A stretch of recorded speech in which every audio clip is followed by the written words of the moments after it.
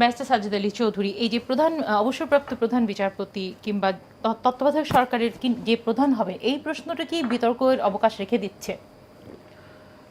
ধন্যবাদ। আসলে এটা নিয়ে অনেকগুলো একাডেমিক ডিসকাশন যখন জুলাই সনদ তৈরি হয়েছে তখন হয়েছে।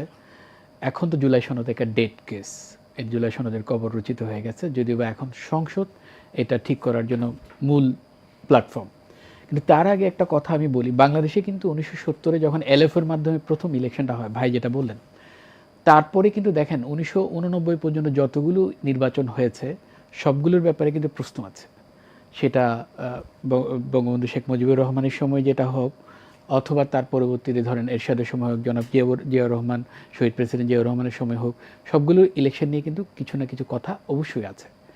তখন প্রথমবারের মতো কথা আসলো যে এই ইলেকশনটা কীভাবে ফেয়ার করা যায়। এরপর জাস্টিস শাহাবুদ্দিন সাহেবকে অফার করা হলো তিনি যেন দায়িত্ব নেয় ইলেকশনটা পরিচালনা করার, কিন্তু তিনি একটা শর্ত দিয়ে দিয়েছিলেন।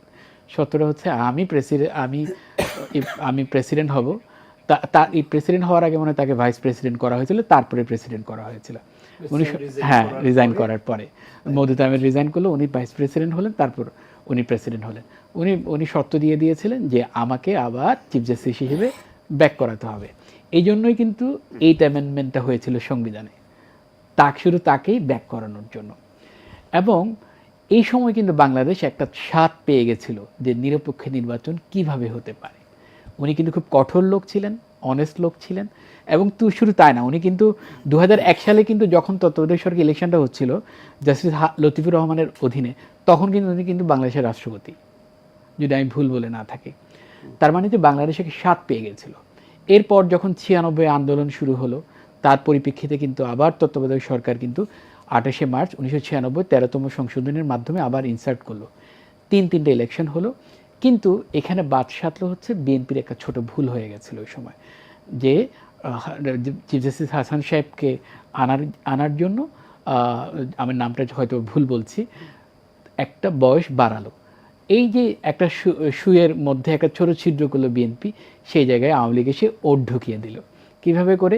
তারা তত্ত্বাবধায়ক সরকার তাদের প্ল্যানে ছিল, কিন্তু আমরা অনেকে মনে করছি হঠাৎ করে এসে তত্ত্বাবধায়ক সরকার বাতিল করে দিল, কিন্তু তা না। তারা কিন্তু তত্ত্বাবধায়ক সরকারকে 99 সালে চ্যালেঞ্জ করে রেখেছিল। সেটাই সে এক্সিকিউট করলো 2011 সালে অ্যাপিলেট ডিভিশনে চিফ জাস্টিস খায়রুল হকের মাধ্যমে। তিনিও আবার এখন জেলে। কেন? কারণ তিনি ডিসঅনেস্টি অ্যাপ্লাই করেছেন। তিনি দুবার বলেছেন, তার জাজমেন্টে লিখেছেন শর্ট জাজমেন্টে, কিন্তু তিনি সেটা আর ফুল জাজমেন্টে লিখলেন না। এইভাবে করে বাংলাদেশকে একটা টোটালি একটা বাজে একটা সিচুয়েশনের মধ্যে ফেলে দিয়েছেন। এখন যেটা হচ্ছে এই যে তত্ত্বাবধায়ক সরকারের প্রধান কী হবে, এটা নিয়ে যেহেতু একটা স্ক্যান্ডাল হয়েছে এবং এটা নিয়ে অনেকগুলো ক্রিটিসিজমের কারণে কিন্তু এটা বাদ পড়ে গেছিলো। এবং বাংলাদেশে কিন্তু নতুন জামানায় প্রবেশ করতে যাচ্ছে জুলাইয়ের মাধ্যমে, নতুন সংসদ আসছে। তারা এখন যেহেতু একটা জুলাই সনদ এটা নিয়ে ডিসকাশন হয়েছে, অনেক একাডেমিক ডিসকাশন হয়েছে, চিফ জাস্টিস না হলে কিভাবে করে এটা অ্যাপয়েন্টমেন্ট হবে, অনেকগুলো প্রসিডিওর সেখানে দিয়ে দিয়েছে।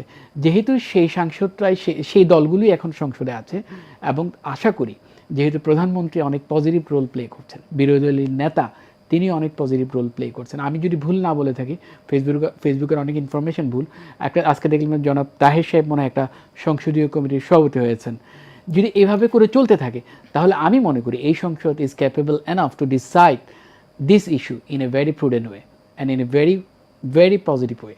এটা অবশ্যই সম্ভব এবং পারবে তারা। আমি সেটা তো শুধুমাত্র এই সংসদের ক্ষেত্রে আপনি বলছেন, কিন্তু সিস্টেম তো হতে হবে আসলে চিরন্তন। সেক্ষেত্রে এই সংসদই এটা ঠিক করবে চিরন্তন ভাবে কিভাবে চলবে। জি, ধন্যবাদ।